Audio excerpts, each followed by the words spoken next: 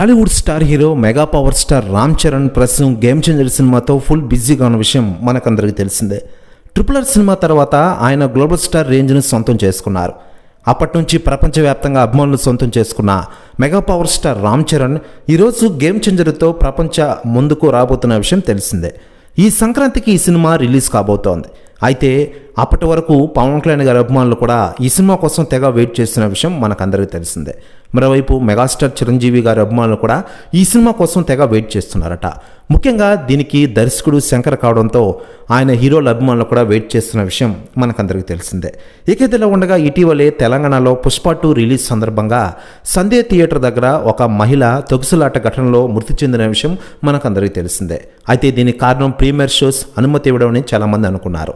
అయితే లేటెస్ట్గా అందుతున్న సమాచారం ప్రకారం తెలంగాణ గవర్నమెంట్ రాబోయే గేమ్ చేంజర్ మూవీకి ప్రీమియర్ షోకి అడ్డుకుంటుందని చాలా రోజులుగా వార్త వైరల్ అవుతోంది. అయితే దీనిపై తాజాగా రాజకీయ నాయకులు కూడా స్పందిస్తూ ఉండగా తాజాగా కేటీఆర్ గారు స్పందించారట. ఆయన మాట్లాడుతూ పుష్ప 2 సినిమాకి అలా జరగడం చాలా దురదృష్టకరం, కానీ రాబోయే సినిమాలు కూడా ప్రీమియర్ షోస్కి ఇవ్వకపోవడం చాలా దారుణం.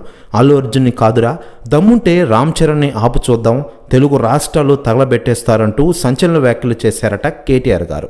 ప్రస్తుతం ఈ వ్యాఖ్యలు వైరల్ అవుతున్నాయి తెలుగు ఇండస్ట్రీలో. మరోవైపు mega power star Ram Charan నటిస్తున్న ఈ గేమ్ చేంజర్ సినిమా సంక్రాంతి కారణంగా రిలీజ్ అవుతున్న విషయం మనకందరికీ తెలిసిందే.